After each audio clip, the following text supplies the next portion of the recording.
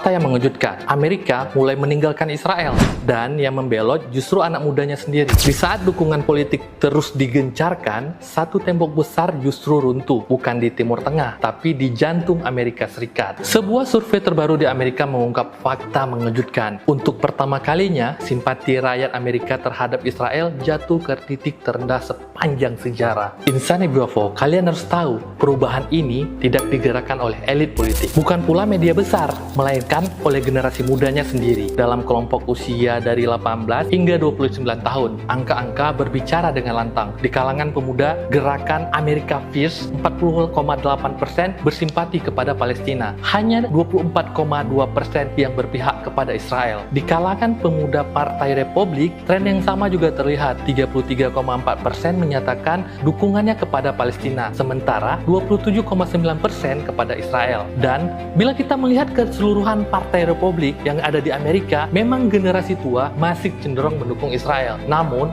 angkanya telah turun hingga 47,1%. Di Partai Demokrat, kondisinya bahkan lebih jelas. Tak satu pun kelompok usia yang mayoritas mendukung Israel. Sebaliknya, 30,9% Demokrat bersimpati pada Palestina dan hanya 17,1% yang memihak kepada Israel. Nah, kalau kita lihat secara rasional nih, situasinya makin terbuka. Dukungan rakyat Amerika terhadap Israel kini tinggal 29,1%. Sementara simpati kepada Palestina hampir mencapai di atas angka 25% ke atas. Nah, dan 29,9% itu kemana larinya? Mereka memilih untuk tidak berpihak kepada siapapun. Dan ini adalah hal yang paling mengejutkan dunia.